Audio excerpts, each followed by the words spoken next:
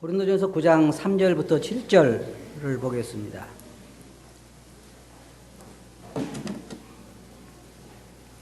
찾으셨어요? 다 같이 한번 읽어보겠습니다. 시작.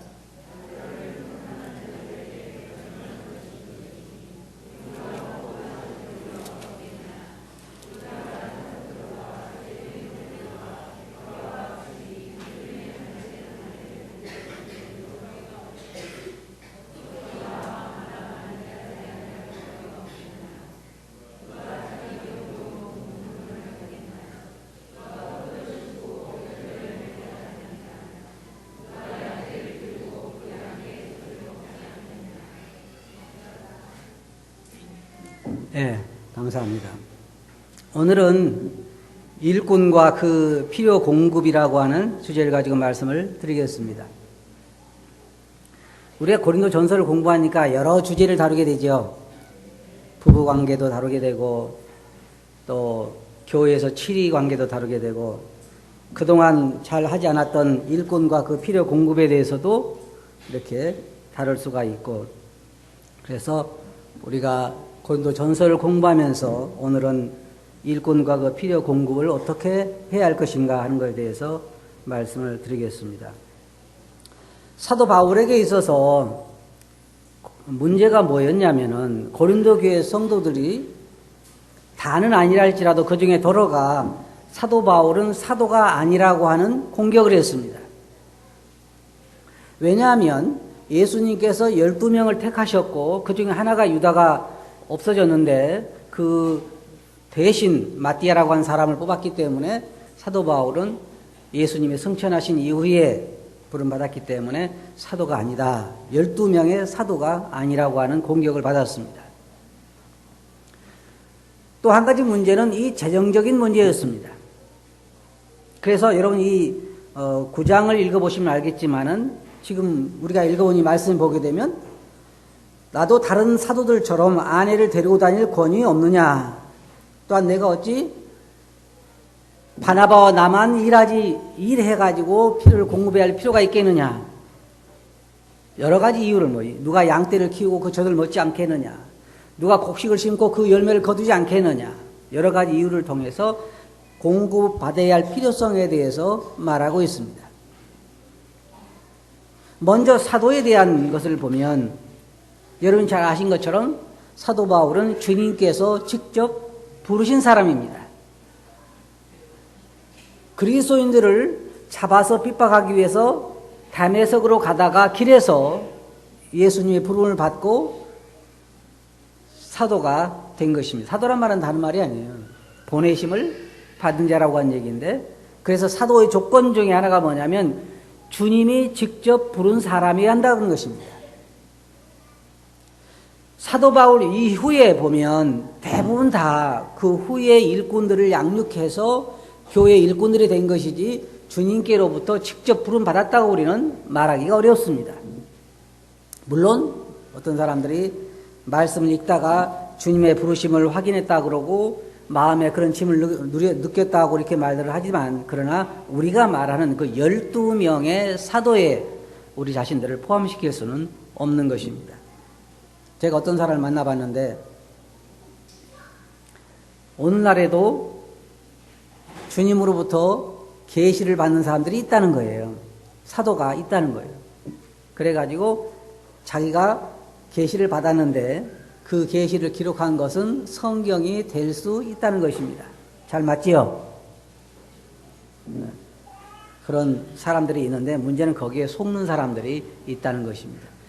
대부분 잘못된 교리도 어디서 나오냐면 계시록을 통해서 나오고, 그 다음에 잘못된 교리들이 어떻게 만들어지냐면 자기가 하나님에게 직접 계시를 받았다는 것입니다. 그런 것들은 다 잘못된 것입니다.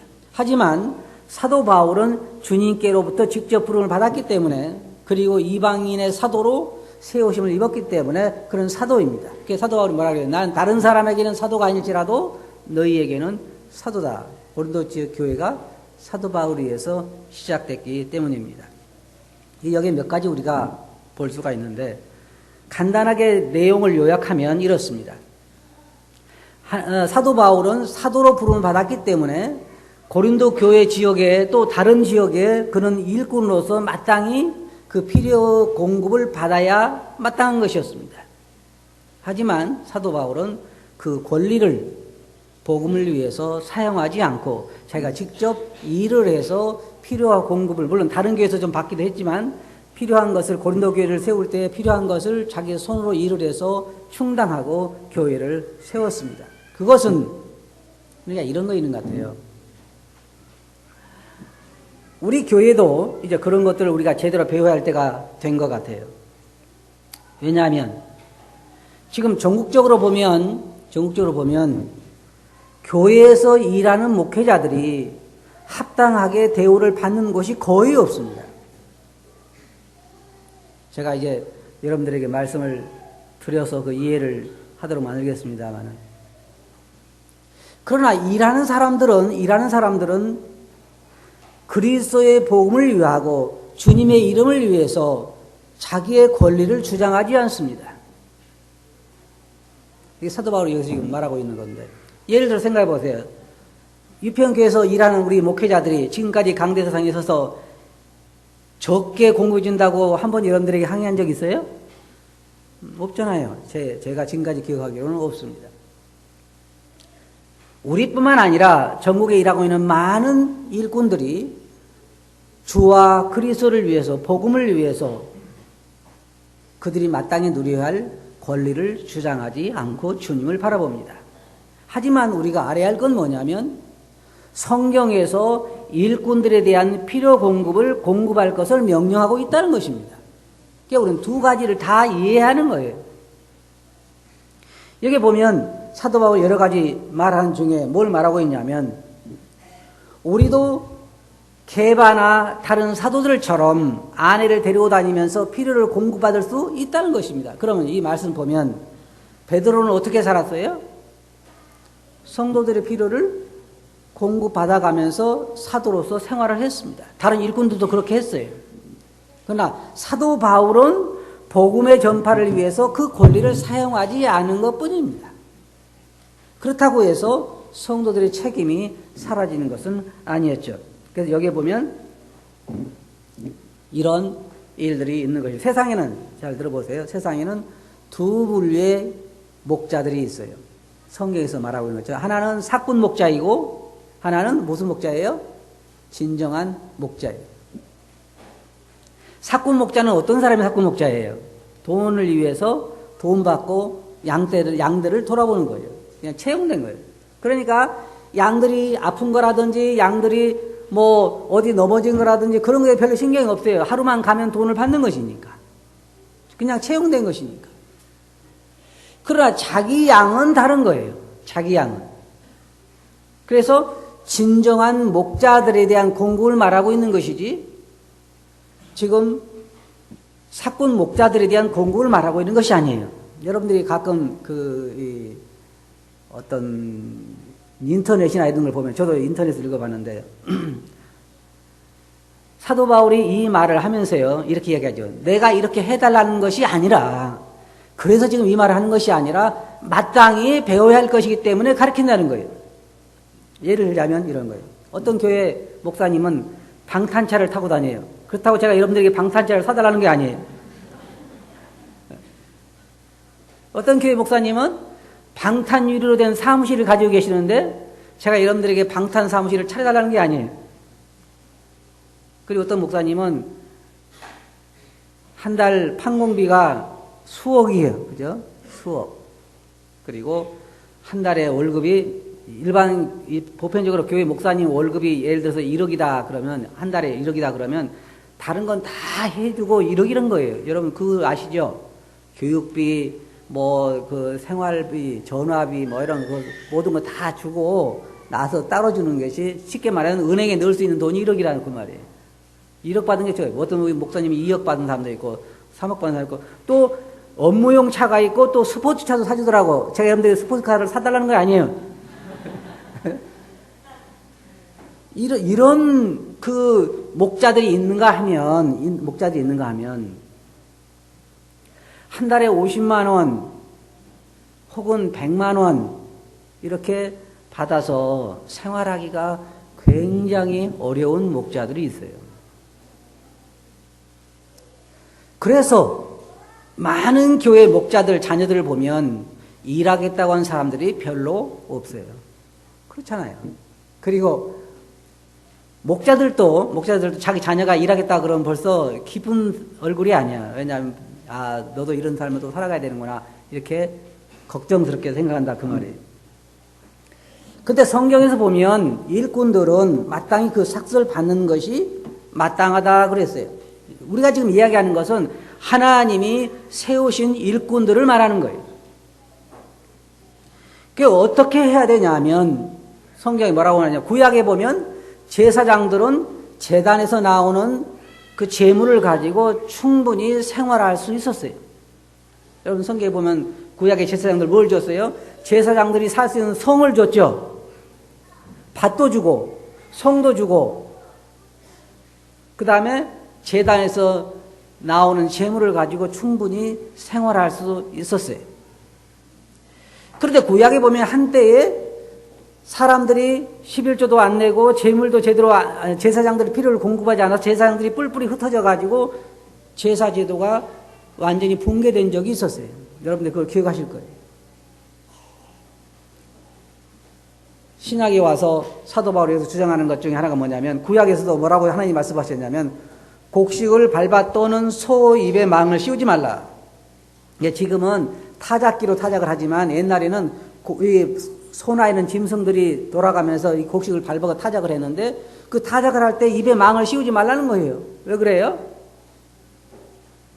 곡식을 먹도록 놔두라는 거예요. 그래서 사도 바울이 말하는 것은 이건 하나님의 소를 위해서 그런 것이 짐승을 위해 그런 것이 아니라 그 비유가 뭐냐면 일하는 일꾼들의 입에 망을 씌우지 말라. 필요를 공급하라는 얘기라는 거예요. 그래서 여기는 사도 바울이 말한 것처럼 누가 자기 비용으로 군 복무를 하겠느냐. 우리 요한이가 지금 휴가 나왔는데 우리 유진 형제님이 군대 비용을 대느라고 바쁘죠. 매달 그냥 생활비 보내느라고. 그러지 않다는 거예요. 군대 간 사람은 군대에서 필요를 공급하는 거예요. 누가 자기 비용으로 병정을 하겠느냐. 이와 같이 주님께서도 말씀하시기를 복음 전하는 자는 그 복음을 전하는 것을 인하여 살리라 그랬어요. 근데 문제는 지금 오늘날 우리들은 몇 가지 문제가 있는데 그건 뭐냐면 이제 앞으로 우리 아이들이 또 돌아오죠. 언제 와요? 네, 이제 이달 말에 와요. 그러면 이제 3명이 앞으로 이제 인턴 과정을 겪게 될 텐데 지금도 쉽지 않은데 앞으로는 더 어렵겠죠. 더 어려울 거란 말이에요. 그런데 우리가 생각해야 할 건 뭐냐면 하나님께서는 일꾼에게 그 필요를 공급하는 것이 합당하다고 말씀하셨기 때문에 우리에게 여러분들에게 그 책임이 있는 거예요. 그럼 문제는 우리가 이제 이런 여러 가지 문제가 생기는데 그럼 어떻게 공급할 것이냐 하는 거하고 얼마 정도 공급할 것이냐는 문제가 생기죠. 이런 토론 시간에 그걸 잘 이제 배우시겠지만 많은 사람들이 참 재미있는 게 뭐냐면 하나님께서 당신의 필요를 공급하실 것입니다. 그래요. 맞아요. 한편으로 보면. 그런데 제가 여기서 목회를 30년 동안 하면서 한 번도 쌀이 하늘에서 내려온 적은 없어요. 성도님들 통해서 주신 것이지. 그러잖아요. 쌀 내려와요, 안 내려와요? 믿음이 없구만요. 그래서 일꾼들이 경제적으로 어렵게 사는 것에 대해서 어떤 사람은 어떻게 생각하냐면 믿음이 없다고 생각을 해요. 그거하고는 다른 거죠. 많은 성도들의 생각에 내가 돌아보지 않아도 일꾼들은 하나님이 공급하신다고 생각하지만 하나님은 이스라엘 백성들에게 제사장의 필요를 공급하라고 말하고 있고 여기 성경에서 사도 바울이 지금 뭐라고 말하고 있냐면 일꾼이 그 삭슬 받는 것이 마땅하다 그랬어요. 제가 생각할 때 성경에는요 하나님께서 일꾼들의 필요 공급은 꼭 이렇게 해야 된다 그렇게 말씀하시진 않으셨어요.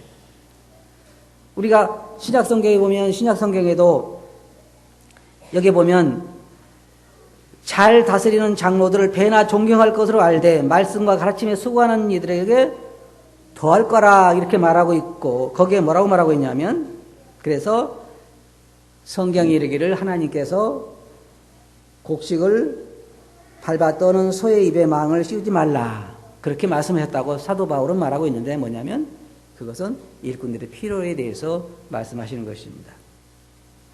여러분들이 토론 시간에도 자세히 말씀을 들을 것이니까 제가 두 가지만 여러분께 말씀드릴게요. 하나는 우리가 어떻게 하는 것이 가장 성경적인 방법이냐. 여러 가지 방법이 많아요. 아마 여러분들이 배경도 보면 그럴 거예요. 어떤 교회는 제가 이제 다른 나라도 봤어요. 다른 나라도. 어떤 교회들 보면 성도들이 개인적으로 공급해 주는 것만 가지고 생활하도록 하는 교회들이 있어요. 그건 그렇게 좋은 방법이 아니에요. 제가 어떤 교회 가보니까 설교 끝나고 보통 목회한 사람들이 저 뒤에 나가가지고 성도들과 악수하잖아요. 그런데 성도들이 그 목자의 피를 공급해야 되니까 봉투를 해가지고 주일날 와가지고 악수할 때 주는 거예요. 그러니까 보니까 주일날 봉투 받느라고 바쁘더라고. 이쪽 저쪽에. 저도 이따가 한번 보겠어요. 봉투 주는 거 안 주는 거 봐야 되겠는데. 그건 정말 내가 볼 때 그렇게 좋은 방법이 아니다. 두 번째로 뭐가 안 좋냐면 그 방법이 뭐가 안 좋냐면 돈 봉투 주는 사람에게 참 마음이 약해지겠죠. 그렇잖아요? 한번 줘보세요. 그런가 안 그런가. 그게 좋은 방법이 아니라고 생각되고. 두 번째로 어떤 교회에서는 어떤 방법을 사용하고 있냐면 헌금통에 나오는 것만 목자들에게 주는 교회가 있어요. 그런데 예를 들어서 성도들의 마음이 항상 요동하기 때문에 어떤 때는 한 달에 예를 들어서 300만 원이 헌금통에 나올 때가 있는데 어떤 때는 100만 원도 안 나와. 그럼 어떻게 살아요? 아무도 몰라. 내가 볼 때 그런 방법은 그렇게 좋은 방법이라고 생각되지 않냐고. 또 어떤 교회들은 매달 첫째 주라든지 둘째 주라든지 셋째 주라든지 주를 정해놓고 그 주에 헌금통에 나오는 것은 목자들에게 나눠주는 것을 이렇게 하는 교회가 있는데 그것도 장단점이 있어요. 좋은 점은 뭐 그냥 그것만 나누면 좋고 하겠지만 말씀드린 것처럼 어떨 때는 100만 원 나올 때도 있고 어떨 때는 1000만 원 나올 때도 있고 그럼 어떻게 되겠냐. 그것도 내가 보기에는 그렇게 좋은 방법은 아니다. 성령님만 의지한다고 할 수 있지만 그러나 이건 성경에 여러분 잘 분명히 보세요. 성경에 일꾼들에 대한 필요 공급은 꼭 이렇게 해야 된다라고 명령한 것은 없어요. 성경에 초대시대에 그들이 개인적으로 필요를 공급한 경우도 있지만 그러나 그것이 성경적으로 명령된 거라고 우리는 말할 수 없어요. 그래서 여러분 성경에 보면 고린도에서 공부해보니 사도 바울이 이런 말이 있잖아요. 이것은 주의 명령이다. 그렇게 한 말이 있는가 하면 이것은 내가 사도로서 개인적인 의견을 말한다 하는 것도 있어요. 그래서 제가 오늘 드린 말씀은 제 개인적인 생각을 말한다고 하면 정해놓고 주는 것도 좋은 방법이라고 생각이 돼요. 그래야 생활하는 사람도 그 범위 안에서 생활할 수가 있기 때문입니다. 또 한 가지 한번 생각해 봅시다. 그러면 일꾼에게 얼마 정도 주는 것이 좋을까요? 2억 정도 어떨까요? 너무 많아요? 그러면 우리 보고 나가라 그러겠죠? 자, 생각해봐요. 제가 생각할 때 이거 제 개인적인 생각이에요. 우리 성도들 중에는 지금 예를 들어서 100만 원부터 시작해서 500만 원 이상 받는 사람도 있어요. 맞죠? 안 그래요? 그래요. 그러면 제가 생각할 때는 앞으로 이제 일꾼들이 교회에 세워지게 되면 성도들의 중간 정도의 수준은 맞춰주는 것이 좋다고 생각해요. 왜냐하면 너무 많이 받는 것도 많이 받는다고 할 수 없지만 성도들, 어린 성도들, 약한 성도들에게 짐이 될 수 있는 거고 어려움이 될 수 있는 거고 너무 적게 받아도 목회한 사람들에게 어려움이 될 수가 있어요. 다 받는 대로 살긴 살아요. 지금 현재 교회에 여러분들 아셔야 할 게 뭐냐면 현재 교회에 앞으로 자기가 목회자가 되겠다고 하는 사람이 거의 없어요. 그 이유 중에 하나가 뭐냐면 일단은 생활이 고달퍼요. 생활 자체가 안 되니까. 제가 다녀본 많은 교회, 어떤 교회 일꾼은 한 달에 100만 원 못 받는 데가 있어요. 어떤 데는 50만 원 준 데도 있고, 어떤 데는 뭐 200만 원 받는 데도 있고, 100만 원 받는 데도 있고, 다 다양해요, 차이가. 그러면 생각해 보세요. 제가 어떤 교회 갔더니, 그 교회 성도들이 저에게 여러 가지 이야기를 했어요. 그래서 제가 물어봤어요. 현재 이 교회의 일꾼이 얼마 받습니까? 물어보니까 그때 당시 한 80만 원 정도 받았던 것 같아요. 정확히 제가 기억을 할 수 없지만. 제가 물어봤어요. 자매님들은 얼마 받아요? 물어보니까 보통 200만 원, 300만 원 받더라고요, 당시에. 그래서 물어봤어요. 그러면은 200만 원, 300만 원 받으니까 참 생활이 풍족하죠? 라고 물어봤어요. 풍족하다는 사람? 한 사람도 없어요.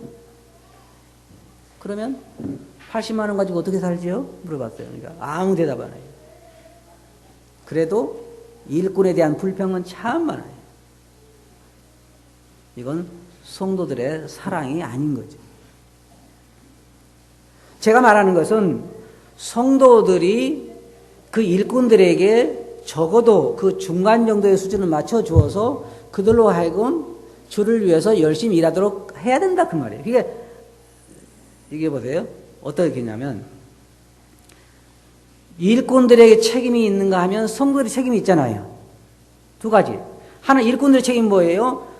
주를 위해서 돈 생각하지 말고, 돈 생각하고 일한 사람은 누구예요? 사꾼이에요, 사꾼. 진짜 하나님이 부르신 일꾼들은 돈을 얼마나 받든지 그거 상관하지 아니하고 열심히 주를 위해서 성도들을 돌아보고 성도들의 말씀을 공급하고 교회를 이끌어가고 이 일을 하는 거예요. 돈 생각 안 하고. 이건 목자들이 해야 할 일이에요. 그러나 성도들의 책임은 뭐예요? 목자들의 필요를 합당한 수준에서 공급해야 된다 그 말이에요.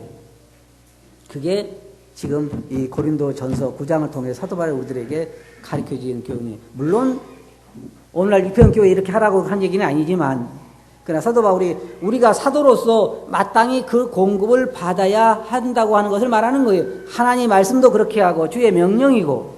그래서 앞으로 우리 유평교회가 부흥하고 발전하기 위해서는 두 파트가 다 책임을 다해야 되는 거예요. 목자들은 목자들의 책임을 다해야 되고, 양들은 뭐예요? 양들의 책임을 다해야 되는 거죠. 그럼 어떻게 해야 할까요? 어떻게 하면 그걸 할 수 있을까요? 그것은 우리가 조금 전에 말씀드린 것처럼 목자들은 돈을 바라보지 아니하고 열심히 교회를 위해서 일해하는 것이요. 성도들은 자기의 위치에서 최선을 다해서 목자들의 필요를 공급해야 하는 거예요. 그런데 보세요. 한 가지 분명한 게 있어요. 여러분들이 얼마를 받든지 쓰기에 부족하지요. 맞아요? 네. 그러니까 들을 게 없잖아요. 여러분들이 돈을 쓰다가 부족하면 깎는 데가 어디요? 많은 사람들이 11조를 깎아. 전기세를 안 깎아주지. 다른 데 있는 거 돈 안 깎아주니까 하나님께 드리는 걸 많이 깎는 사람들이 있는데, 여러분들이 생각해야 할 거예요.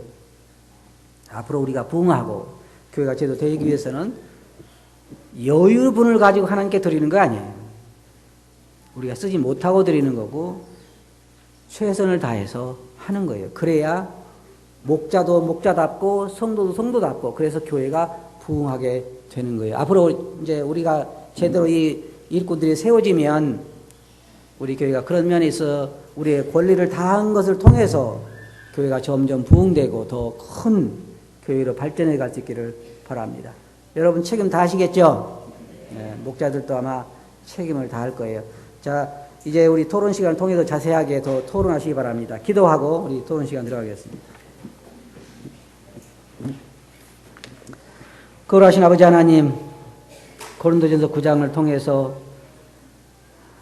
마땅히 공급을 받는 성도들이 어떻게 그 사도들과 일꾼들에게 해야 할 것인가 하는 데 저희 배우게 되는데, 토론 시간을 통해 이와 같은 것에 저희들이 교훈을 받게 해주시기 원합니다. 들은 말씀을 주께 의지하고 예수님 이름으로 아버지께 감사하며 기도하옵나이다. 아멘.